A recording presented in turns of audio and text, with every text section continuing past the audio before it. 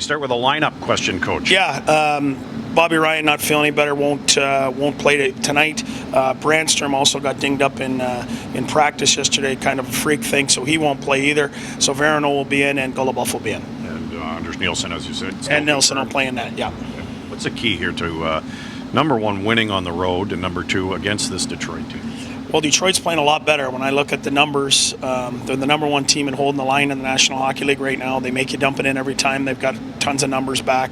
They're playing hard around their net. They don't give you much, and they're kind of letting you make mistakes, and they're certainly a lot faster with the addition of Perlini, Fabry.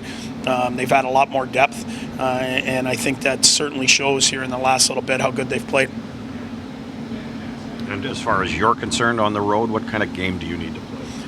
Well, we got to limit you to your chances. I thought we did a nice job of that in Buffalo, but a special player kind of took us apart, and that happens some nights. But the effort was there, and I thought the guys played the game plan. We just got to continue to work, give you nothing, and be patient. Sometimes on the road, you got to be a little more patient and let the other team make the first mistake.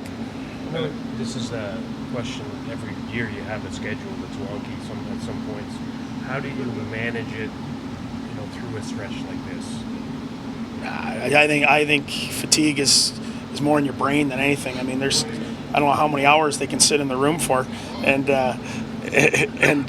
watch TV, but we don't morning skate on certain situations to save their legs. But we're a young team, and I always thought, anyways, in junior that you're always better in the second game of a back-to-back because you're a little battle tested. And I thought we were good in Buffalo, so I kind of I like the schedule. We get to play, you get to find out.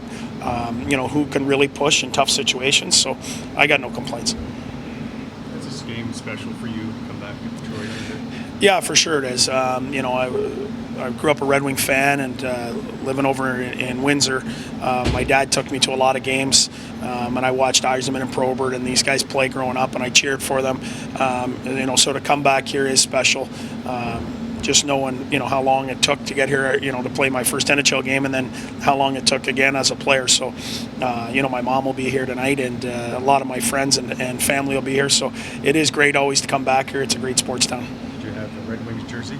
Oh, yeah, Peter Kalima, 85. Oh, boy. Yeah, a lot of people wouldn't have pegged me for that, but he had a lot of breakaways.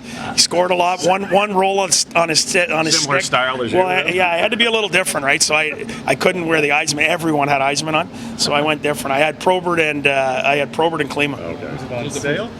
Yeah, I don't know how I got it for Christmas, but I had a Mark Aguirre basketball. I was a huge Pistons fan. I had a Mark Aguirre basketball. I loved Isaiah Thomas, and then I had a Klima. So. Is this the first game your mom's going to see you on the bench? First time she's going to see me in Detroit. She's seen me as a head coach. Yeah, as a head coach. Yeah, she was in Ottawa earlier in the year to see a game, but she was here with Toronto when I was an assistant coach. But in Detroit, it'll be the first one. Yeah. Did you see Yzerman watching practice yesterday? Yeah, you know what, just as a kid, how much I watched him and how good he was, and how the whole city and half of Windsor was either Toronto or Montreal, but how many people still love what he did here and how he brought some championships here.